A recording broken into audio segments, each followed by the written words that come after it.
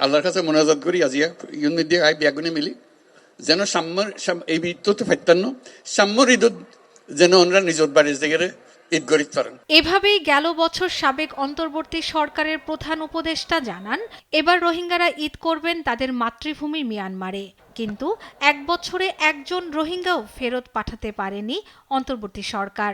উল্টো বিভিন্ন সময় বাংলাদেশে ঢুকেছে রোহিঙ্গারা।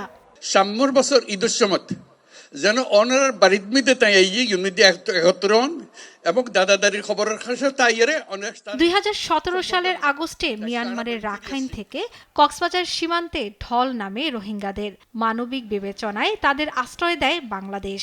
বর্তমানে কক্সবাজারের উখিয়া টেকনাফের 33টি ক্যাম্পে আশ্রয়ে আছে অন্তত 13 লাখ রোহিঙ্গা।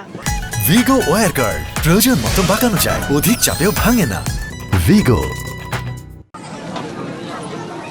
9 বছর ধরে বাংলাদেশ বয়ে যাচ্ছে এই বিপুল সংখ্যক রোহিঙ্গার বোঝা।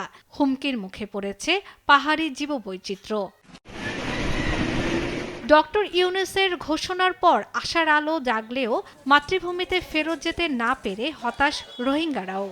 আর গাট্টি বুসকাত বানি তৈয়ার এখন পর্যন্ত তৈয়ার দেয়। আর এখন ঈদের দিন যাইবার জন্য ঈদের দিন যাইবার জন্য আসাই বলে আজ পর্যন্ত ঈদের দিন পর্যন্ত ওয়েট করে রই। আর তো দিন দিল্লা করি যাওয়া পরে হিন্দিল্লা করি যদি আর সরকারের দিলে আর যাই দেরি নইলে আর মগরের খেলা দেখি। আব এখন আই হ্যান্ড্রেড বিশ্বাস করি দেখি বলে যেবার নতুন সরকার আসছে তো এবারে আলটিমেট সলিউশন লেয়ারে রোহিঙ্গারে ব্যাক দিব বলি আই ফুলফিল বিশ্বাস করি।